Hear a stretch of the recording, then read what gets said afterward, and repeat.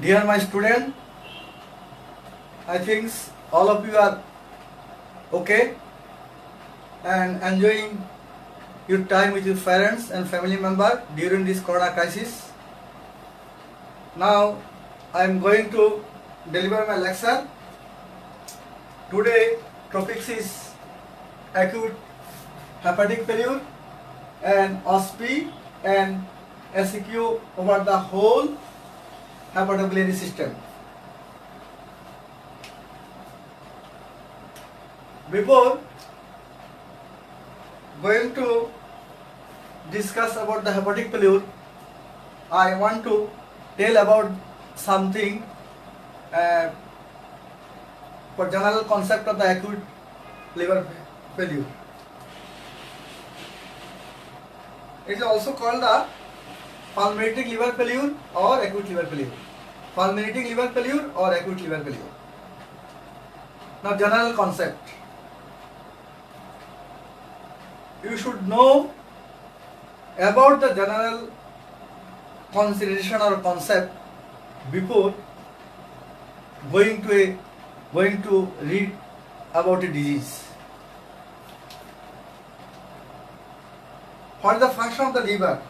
I think all of you know already. Several times I discuss. I highlight some function of the liver here. The excretory function,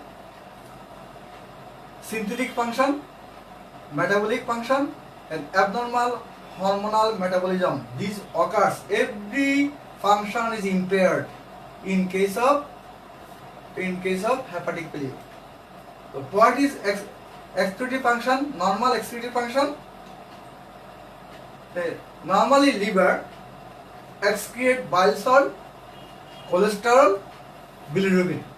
So in hepatic failure, both three things unable to excrete. So what happened? What happened? If you think if bile salt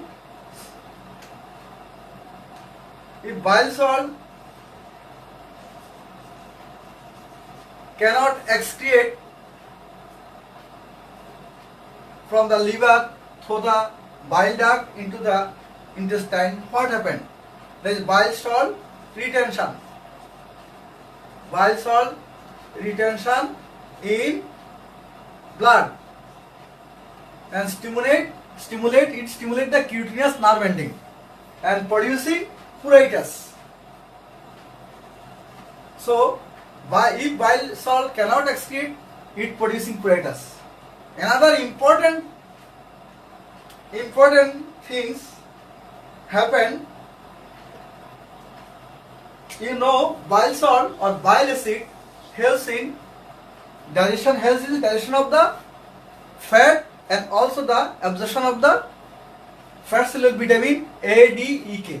So if bile salt or bile acid cannot enter into the intestine, fat cannot be absorbed or metabolized and producing steatorrhea.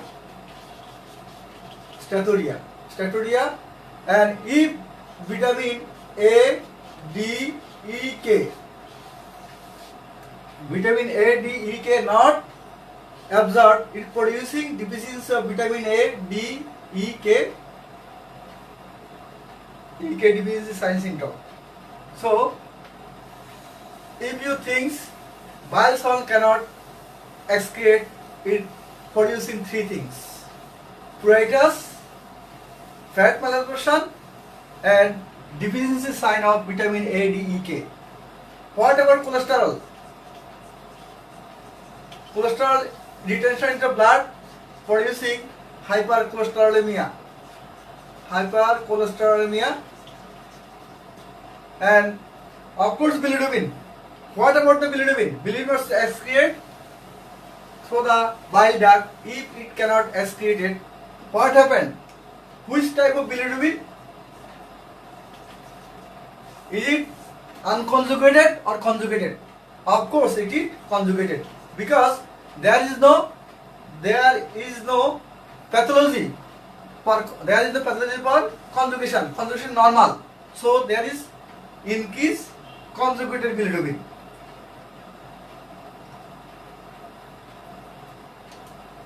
Now synthetic function. You know synthetic function. Liver synthesis the all protein except gamma globulin and factor VIII. So what happened? If liver function is impaired, what about the albumin? Albumin low, decreased synthesis, producing hypoalbuminemia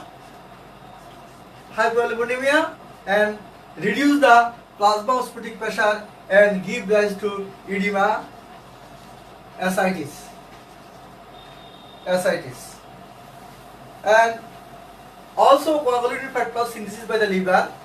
If liver function is impaired, the coagulation factor cannot be synthesized and producing bleeding manifestation such as bleeding from the gum, bleeding from the nose, there is hematuria. In severe cases there is intracranial hemorrhage. So all things happen in hepatic failure.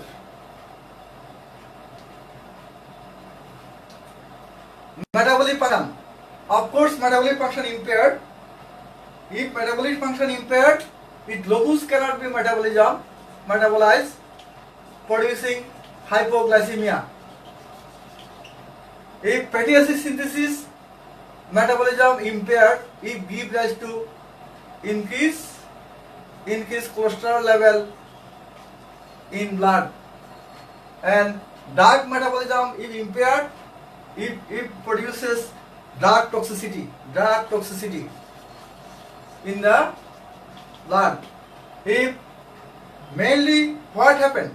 If estrogen, aldosterone or cortisol cannot be metabolized, and due to this, the impairment of this action, that is estrogen, aldosterone and cortisol effect occurs in the patient. If estrogen cannot be properly metabolized,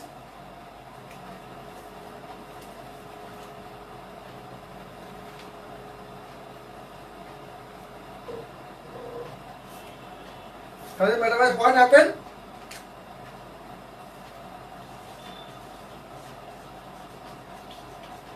Estrogen, if it is in woman,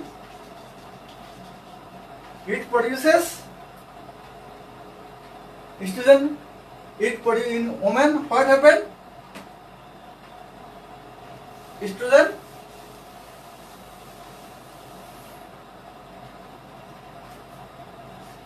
primary erythemia,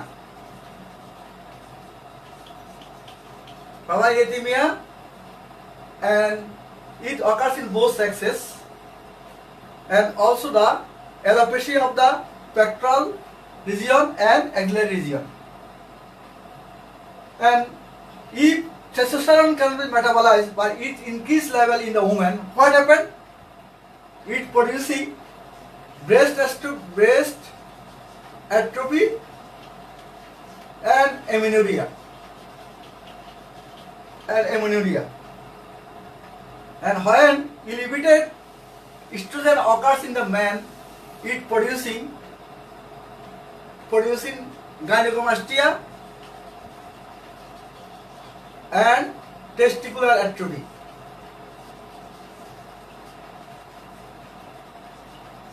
And if cortisol increase in the blood, what happen? It producing moon phases and also producing edema. And what happen if aldosterone level is increased? It produces water and salt retention and producing edema and ascites. So everything occurs in the hepatic failure. Now, definition of fulminating hepatic failure. Very important. It is asked in Viva board. Viva board.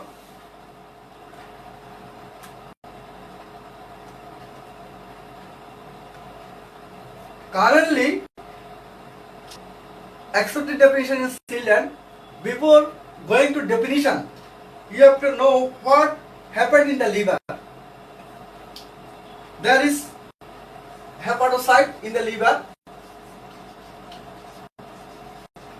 massive necrosis. Massive necrosis, usually more than 90% hepatocyte are destroyed.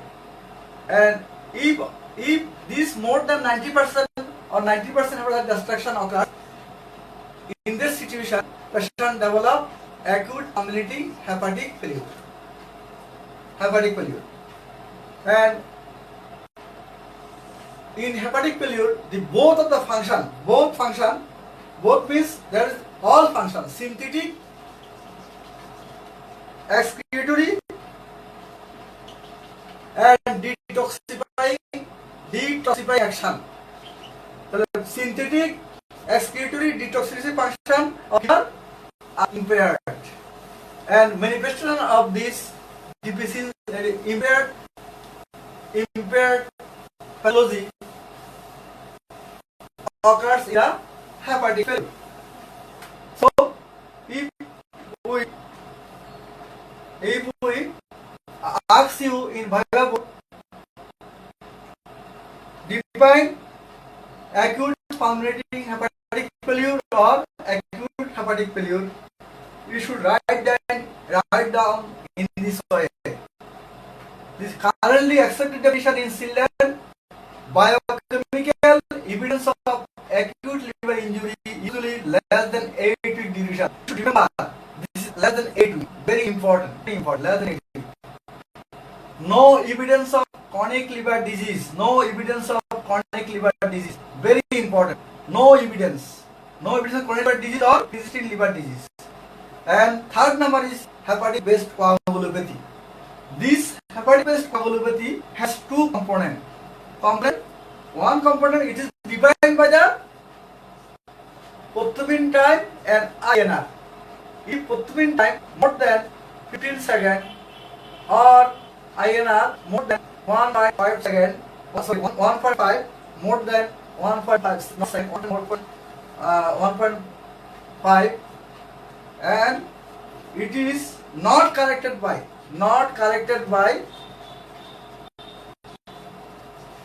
vitamin K, in presence of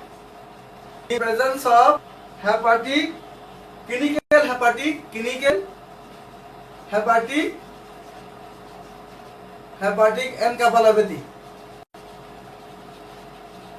So, what do we mean by hepatic based coagulopathy? If prothrombin time is PT more than 15 seconds or INR more than 1.5, which is not corrected by the vitamin K in presence of clinical hepatic encephalopathy. This is one component. And another component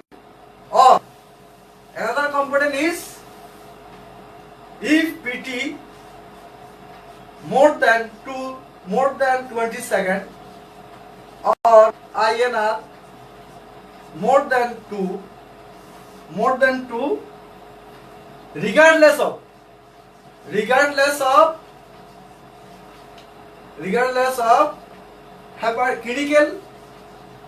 clinical hepatic encephalopathy. So there is two component of hepatic based encephalopathy, hepatic based coagulopathy. You should remember this. The two most important is prothrombin time or INR. If prothrombin time more than 15 seconds or INR more than 1.5, which is not corrected by the administration of the vitamin K in presence of clinical hepatic encephalopathy, or if put mean time more than 20 seconds or INR more than 2, regardless of presence of clinical hepatic encephalopathy. So all these things including the definition of the acute hepatic failure. Now etiology. Etiology, most important, maximum cause is idiopathy, 40 to 50%. And viral hepatitis A, B, C, D, E. This B virus is more, B and C is more important, and D also important in hepatic failure. A is less, and E usually occurs in pregnant women. And autoimmune hepatitis also responsible for more than 5%. There is hepatotoxic drugs. Among the hepatotoxic drugs, very important, this is paracetamol overdose. Paracetamol overdose. Paracetamol overdose. Overdose. Number 1. Number 2. And INS. Number 3. Sodium valproate. Valproate. And carbon tetrachloride. Carbon tetrachloride. Carbon tetrachloride. And another one is mushroom. Be careful, mushroom. Most of you, I think, know about the mushroom. Mushroom and herbal supplementation. Very important, herbal supplementation. Now, usually it is taken by the people. Herbal supplementation. So among the hepatotoxic drugs, you have to know the most important is paracetamol overdose and INS and sodium valproate, carbon tetrachloride, mushroom and herbal supplementation. And metabolic disorder such as Wilson disease, galactosemia. All of these things producing hepatic failure. Now pathology. Pathology, you know, there occurs in the hepatocyte necrosis. Hepatocyte necrosis. So there is various type of hepatocyte necrosis. So there is passive or confluent. On confluent. There is multilobular or breathing necrosis. There is, so if necrosis occurs, the pain mark of liver is destroyed and collapse of the reticulin framework. And during hepatic failure, there is little or no hepatocyte degeneration. This is very important. If hepatocyte degeneration does not occur, the morbidity is high. Now pathogenesis. Massive destruction of the hepatocyte. Usually it is produced by the virus. And formation of hepatotoxic metabolites. It is produced by the drugs. There is impaired hepatocyte regeneration. Impaired hepatocyte regeneration. Usually impaired hepatocyte regeneration, so hepatocyte cannot degenerate. Altered parenchymal perfusion, and this leads to altered hepatic parenchymal perfusion, endotoxemia, and decreased hepatic reticuloendothelial function. That means hepatic macrophage, who is fight against the infection. So in case of hepatic failure, there is chance of septicemia, and of course in hepatic failure there is the development of hepatic encephalopathy. Now diagnosis, very important. Again, how can you diagnose a disease? Diagnosis of the disease depends on history, examination. Examination means general and systemic, and investigation. So these three things included in the diagnosis: history, examination, and investigation.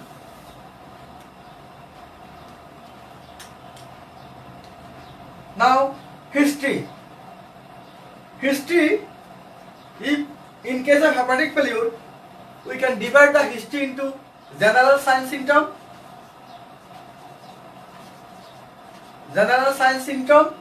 and present with complication,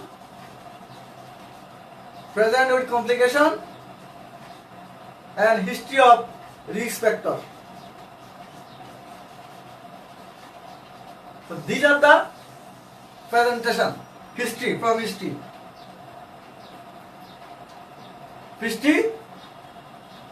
Onset is sudden or insidious.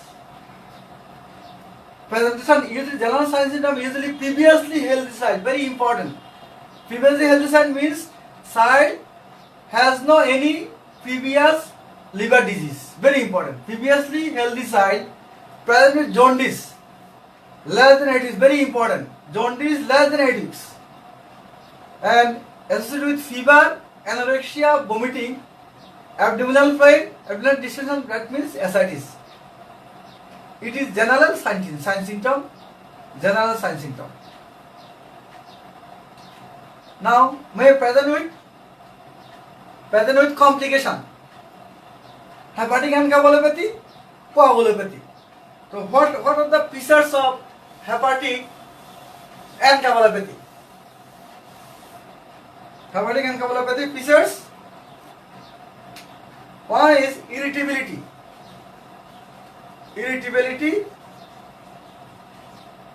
and altered sleep pattern.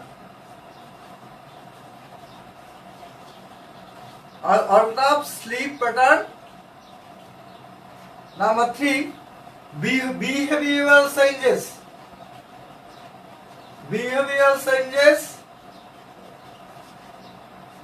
Number 4, drowsiness. Number 5 is somnolent, that means excessive sleepy, somnolent, and confusion,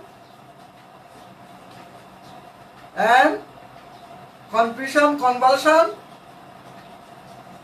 and coma. So all things occurs in the hepatic encephalopathy. So in hepatic encephalopathy, features is irritability, altered sleep pattern, behavioral changes, drowsiness, somnolent, confused or confusion, convulsion, and late stage there may development of coma. And what is the features of coagulopathy? Why features of coagulopathy occurs? Due to deficiency of the clotting factor. Why encephalopathy occurs? Hepatic encephalopathy. This pathogenesis I will discuss later on. So, if clotting factor not synthesized, there is bleeding tendency, give rise to bleeding from the GI tract, then the hematemesis, melena. Number 2, urinary tract, hematuria.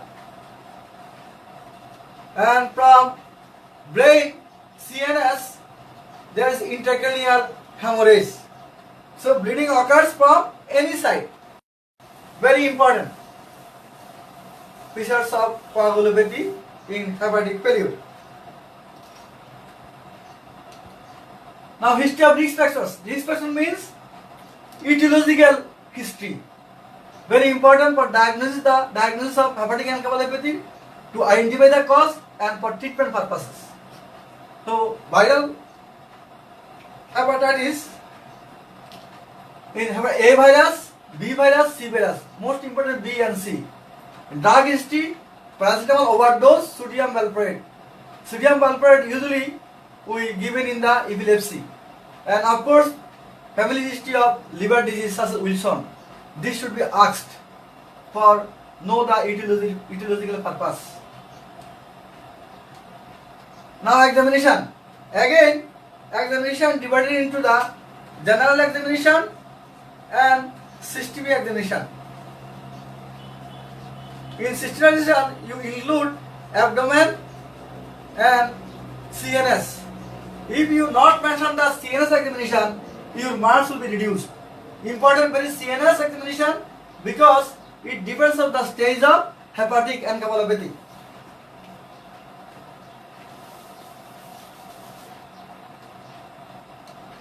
So general examination. Now my dear student, tell me what happened these features. Appearance of the hepatic failure patient is normal?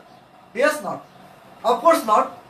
The appearance of the patient is looking, or patient may be agitated, or patient may be comatose.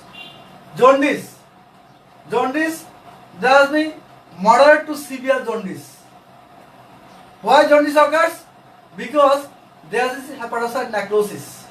Edema may be present if there is hypoalbuminemia. Flapping taper, how can elicited and pathophysiology I will tell later on. And there's Peter hepaticus. And what is the pathophysiology of Peter hepaticus? I also discuss later on. And what is the change in the skin? There is skin change. There is petechiae purpura ecchymosis. Petechiae purpura ecchymosis and bruises occurs due to clotting factor deficiency. Vital signs usually stable but may be unstable in severe cases. Now, what do you mean by Peter hepaticus? In Peter hepaticus, breath of the patient sweetest. Breath of the patient are sweetest and musty. Sometimes fecal in nature. So breath of the patient sweetest, musty, fecal in nature. Why this occurs? You know, there is hepatocellular necrosis. Hepatic functions, especially detoxification action function is impaired. So volatile substances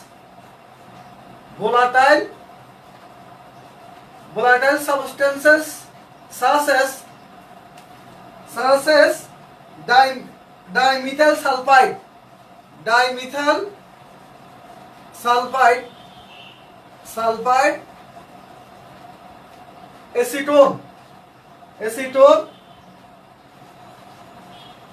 acetone and 2-butanone.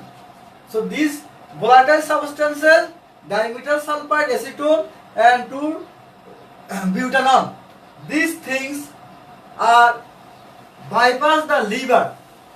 These things are cannot metabolize into the liver. They bypass the liver and directly goes to the lungs, then into the breath. Then into the breath, exhaled in breath and producing Peter hepaticus. Now, I think you know you can understand the pathophysiology of the Peter hepaticus. What is Peter hepaticus? Liver function is impaired, so detoxification action of the some substances, volatile substances, cannot pass in the liver and cannot detoxify. So these substances directly enter into the lungs and exhale in the breath, producing sweetish, musty water or sometimes fecal water. This is called the Peter hepaticus. Now, abdomen. What is the condition of the abdomen? Liver, very important. There will be tender hepatomegaly. There will be tender hepatomegaly, liver, tender hepatomegaly. Sometimes you may not get the palpable liver. Liver size small. Very important. Patient's condition is gradually deteriorating. Liver size is small or not palpable. It is very ominous sign. Ominous, a very dangerous sign. If patient's condition is improving and liver cannot be palpable or liver is small in palpation, it is good sign. So if a patient comes to you with severe manifestations of hepatic failure, in that case, if you get the small liver, you think patient's condition is deteriorating. Now, abdomen ascites. How can you assess the ascites? You know, ascites is evident by abdominal distension. Abdominal distension, number 1. Transversely slit umbilicus. Transversely slit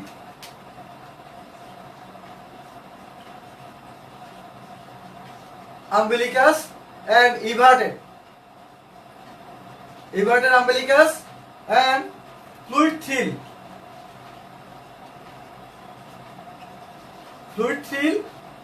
on palpation and shifting dullness on percussion. So, what is the evidence of ascites? Clinically, you get the abdominal distension and umbilicus is transversely slit and everted, fluid thill on palpation and shifting dullness on percussion. When you get the fluid thill, if there is massive ascites, in that case you will get the fluid thill. But in case of massive ascites, you cannot get the shifting dullness. It is asked in the Viva board. Now, CNS, you should do the examination in your clinical practices, in your examination hall. The CNS, it is asked by the examiner. The consciousness may be normal, may be impaired, may be unconscious, may be comatose. What is the portion? Portion may be decerebrate or decorticate portioning. What is the decerebrate, decorticate portioning? In decorticate portioning, there is the flexion of the upper limb, extension of the lower limb, and decerebrate, there is obstructions-like condition. Now, what may asterixis? I will discuss in later on. Asterixis. The asterixis means flapping tremor. And deep tendon reflex. What happened about the deep tendon reflex? Deep tendon may be exaggerated, may be diminished or absent. Plantar aspum may be extension, may be absent. It depends on the stage of the hepatic encephalopathy.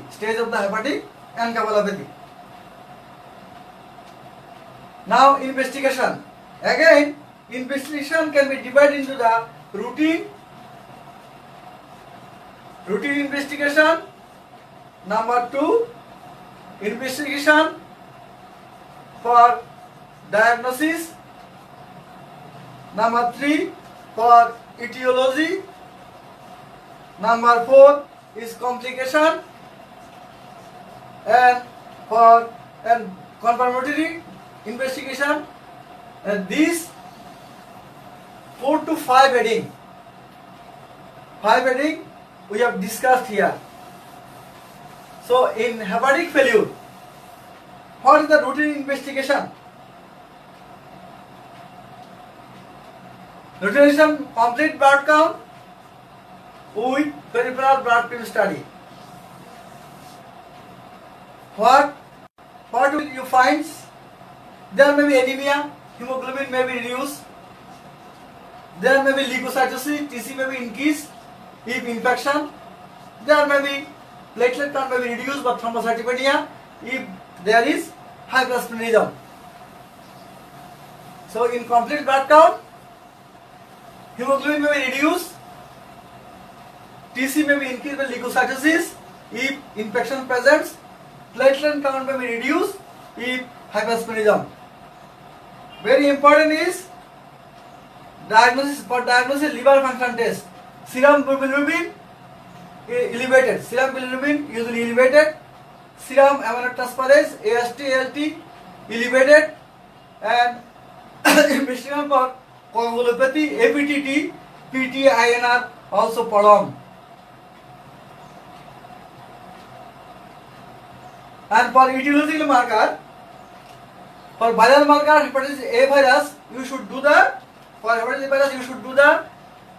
anti-hepatitis A virus IgM. For hepatitis B virus, you should do the surface SBS AZ. You should do the anti HBC IgM and IgG. You should do the hepatitis B virus DNA. In for C already I have discussed in the previous class. In hepatitis C virus, you should do the PCR test and also do the anti-hepatitis C virus IgM. And for Wilson disease, you do the ceruloplasmin level low and urinary copper level high. For autoimmune hepatitis, anti-nuclear antibody, anti-smooth muscle antibody, SMA, anti-LKM antibody, that means anti-liver kidney muscles antibody, all may be present. For complication, blood glucose may be low. Among the serum electrolytes, most important is potassium, is hypokalemia. In arterial blood gas analysis, you may get the metabolic and respiratory acidosis, and serum calcium, magnesium, phosphate, all are low. Very important in phosphate. If phosphate is low, you think liver shall not regenerate. If phosphate level becomes gradually rises, you think liver shall regenerate. And blood ammonia, very important. You know the ammonia enters the liver and it is detoxified and metabolized into the urea. But in liver, if liver function impaired, this ammonia cannot convert into urea, and it increases in the blood and producing hepatic encephalopathy. And renal function test also may be impaired in case of hepatorenal syndrome. And for confirmation, if indicated, liver biopsy may be done. Now treatment. Again, treatment in hepatic failure may be divided into several headings. These are the treatment outline. Emergency management, of course it is emergency situation. Emergency management, counseling. Any disease, you counsel the patient first, but in emergency condition, we treat the patient first, then counseling. If you do the counseling first, patient will die without management. So in any emergency situation, you should manage the patient first, then counseling. Emergency management, counseling, supportive, treatment of identifiable causes, treatment of complications, treatment of advanced stages, follow-up, prognosis, prevention. These 9 headings included in the management of hepatic failure. So emergency management first we will do the management of the patients, emergency department, and counseling, supportive this patient. In case of hepatic failure patient, you should admit the patient in the hospital first.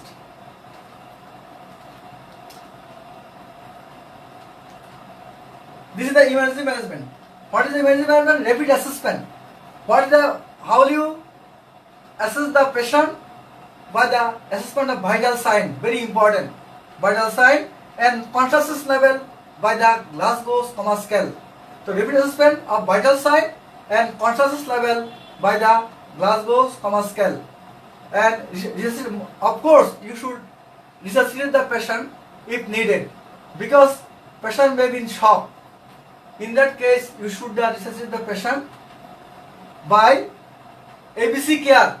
ABC care means airway, breathing and circulation, and oxygen inhalation, and also you open a IV channel, and you should draw the blood for some emergency investigation such as complete blood count, random blood sugar, and liver function test, and also for serum electrolyte, and treatment of encephalopathy and treatment of coagulopathy. So first we assess the rapid assessment of patient's vitals and consciousness level, and resuscitation if needed by the ABC care, oxygen inhalation, open IV cannula or IV channel, and draw the blood for some important investigation such as complete blood count, such as random blood sugar, and serum electrolytes and liver function test. Now, treatment of hepatic encephalopathy. Treatment of hepatic encephalopathy, avoidance of precipitating factor, very important. You know the nitrogen containing product is very important factor to produce the hepatic encephalopathy. So this protein restricted. You should of course you should restrict the protein. And empty nitrogen product from the gut. By the 3 way you may empty the nitrogen product from the gut. Number one is NG tube suction. NG tube suction. Suction. You know 100 ml blood contain 20 gram protein. So you should NG tube down and suction. Number one. Number two is lactulose. Lactulose given oral or through enema. About the lactulose I will discuss later on. Now until diarrhea occurs. Number one, NG tube suction. Number two, lactulose by oral or enema. Number three, oral or rectal administration of non-absorbable antibiotic to reduce the production of nitrogen containing bacteria. These antibiotics are the rifaximin, neomycin, metronidazole. And these drugs given by the orally, when administered, they cannot be reabsorbed, and it impaired the growth of the nitrogen containing bacteria. So in 3 OA we can inhibit the growth of nitrogen containing bacteria. Number one is NG tube suction. Number two is administration lactulose orally or through enema. Number three, administration of the non-absorbable antibiotic, that is rifaximin and neomycin or metronidazole. And you know this benzodiazepine endogenous synthesis in case of hepatic failure, and it stimulates the hepatic encephalopathy. So you should give the IV flumazenil. Mark it. You should write down in written examination. And if you omit this flumazenil, you will get less mark.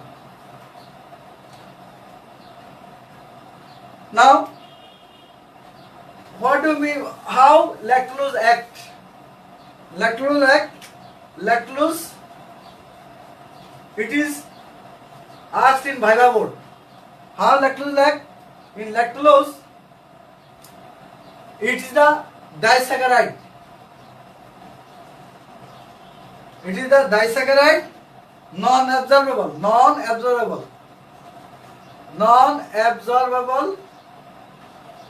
disaccharide, and when administered orally, it cannot absorb and goes to the colon, and by the colonic bacteria, it producing lactic acid and producing acidic environment. Moreover, acidic environment and inhibit the growth of the nitrogen producing bacteria, and also it producing osmotic load in the colon and producing osmotic diarrhea. And in colon there is ammonia, and ammonia is combined with the hydrogen ion and converted into ammonia, which is excreted through the stool. So in 3 ways lactulose acts in hepatic failure. Number 1, in producing osmotic diarrhea.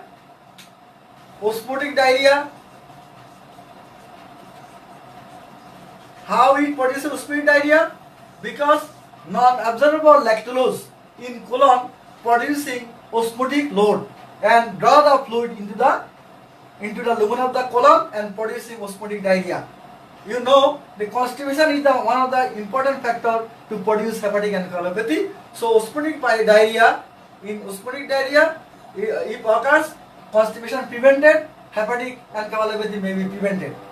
Number 2 action, it producing acidic environment in the colon by the production of the lactic acid by the action of the colonic bacteria and in decreased pH, and it helps in inhibition of the growth of the nitrogen containing bacteria.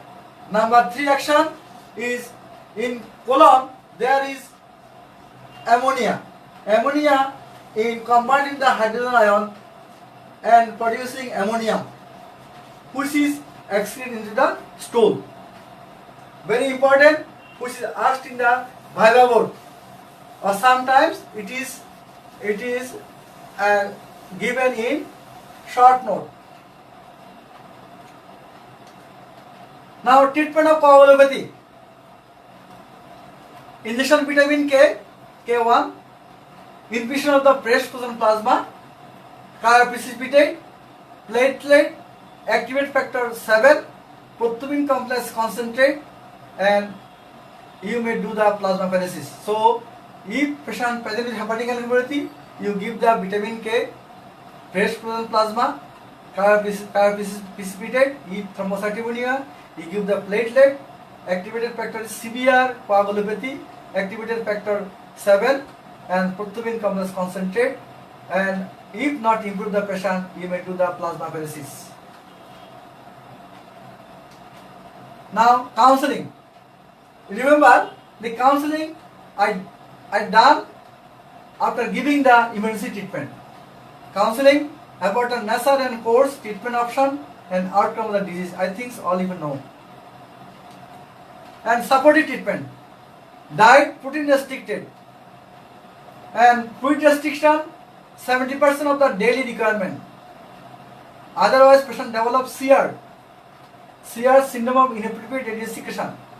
Correction of the hyperglycemia by the IV glucose infusion, and correction of the electrolytes, especially in the potassium, magnesium, calcium, phosphate, and if there is hypovolemia, we should correct this. So hypovolemia, we should correct hypovolemia, hyponatremia, hypokalemia, hypophosphatemia, hypocalcemia, and hypomagnesemia.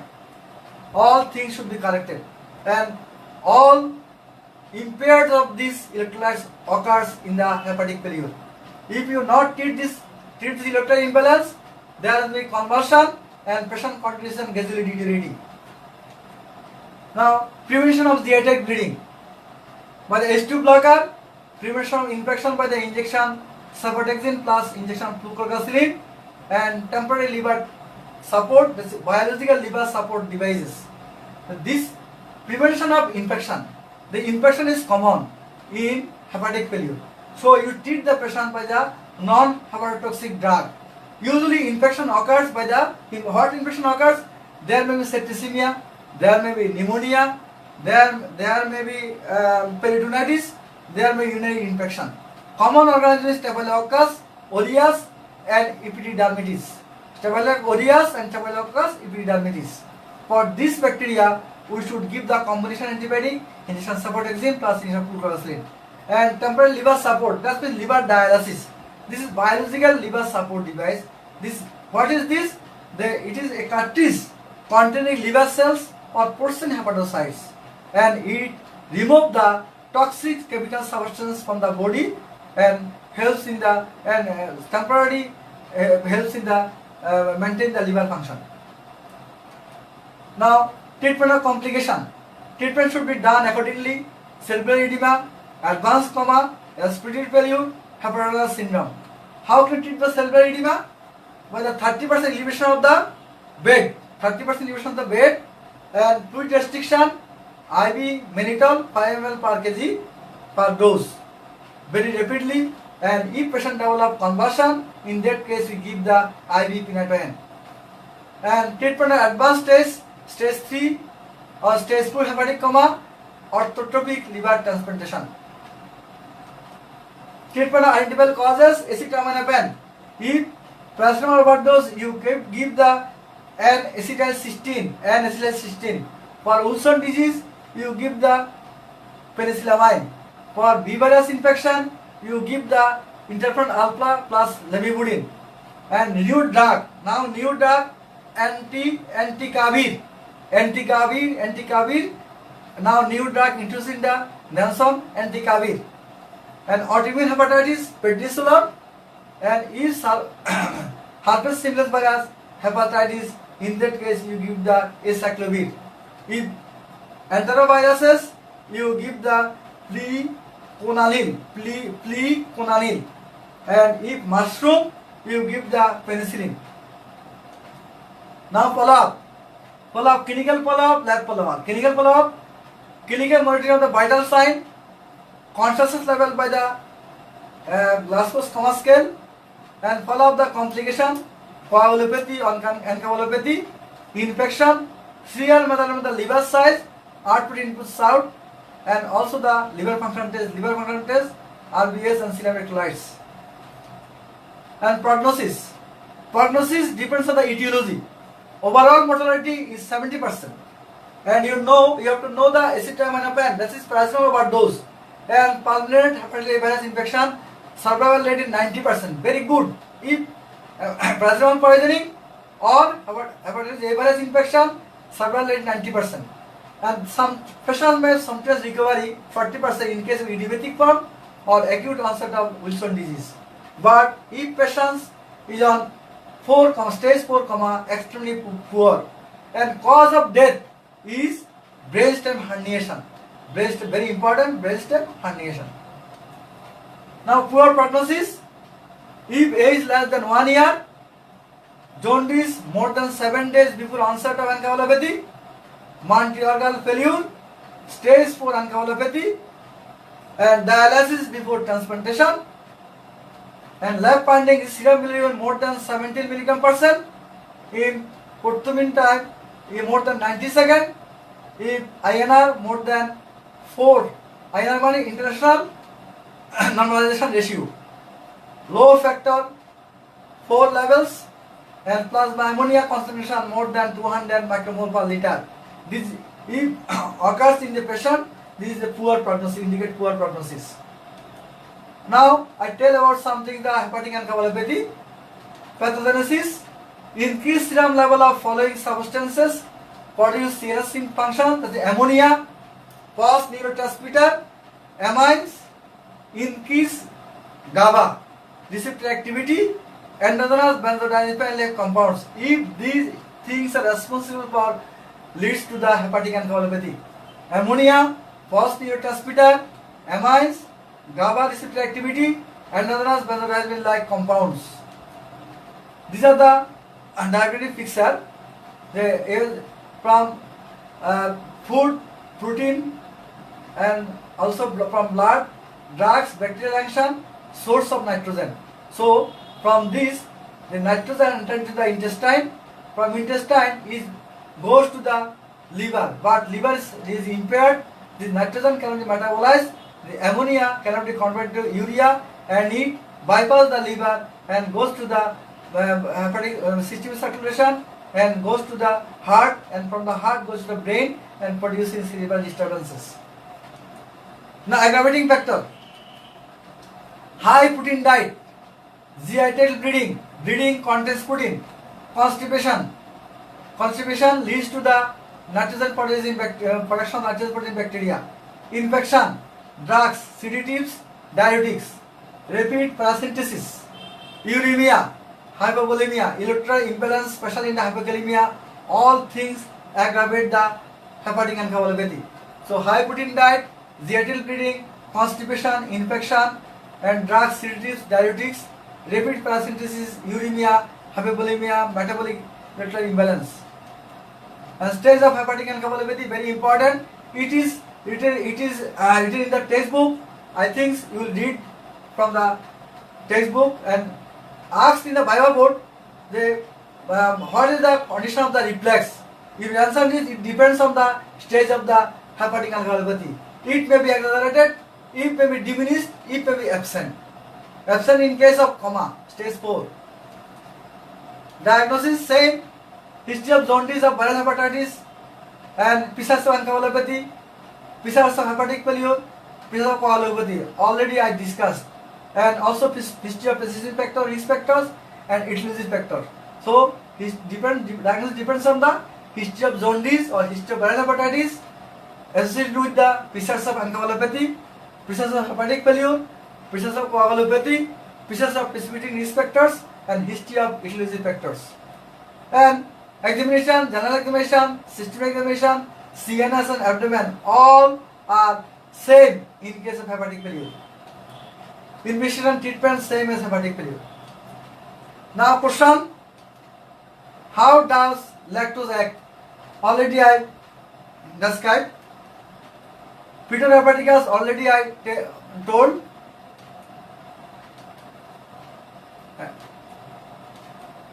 Very important is asterisk. Asterisk means flapping tremor. Tremor of the hand when wrist is extended sometimes resemble a blood flapping its wing. Blood flapping in wings. And asterisk. Tremor of the hand when the wrist is extended sometimes says to resemble blood flapping its wing. Demonstration by the jerking movement of the outstretched hands when bend upward at the wrist. It is bilateral. And I now show you a video.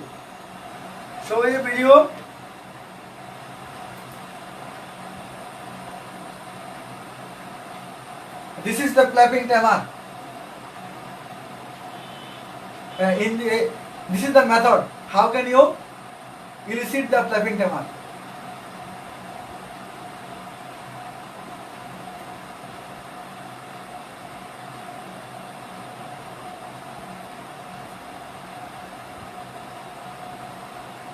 So you should put the hand or the patient in this way, then you stimulate the hand in this way, and patient hand just movement of the bird's wings.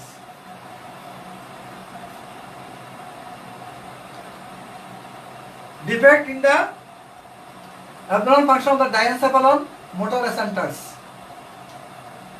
and it is also where it is found is asked in a Viva board. where the stenosis or stenosis found, hepatic failure and hepatic encephalopathy, CKD, arrhythmia, acute respiratory failure, severe congestive heart failure, carbon dioxide toxicity, some drugs. Remember, rapid, very important, which is asked in Bible board, rapid decrease in liver size without clinical improvement, ominous sign. Rapid decrease in liver size without clinical improvement, ominous sign. Rapid decrease of serum aminotransferase without clinical improvement, ominous sign. That is SGPT, SGUT increasing, but patient content deteriorating. It is ominous sign. If patient content improving and SGPT, SGUT decreasing, it is good sign. So you should remember. So dear student, I have crossed our time. This SAQ and OSPI I will discuss in next classes. Thank you for participate. Thank you.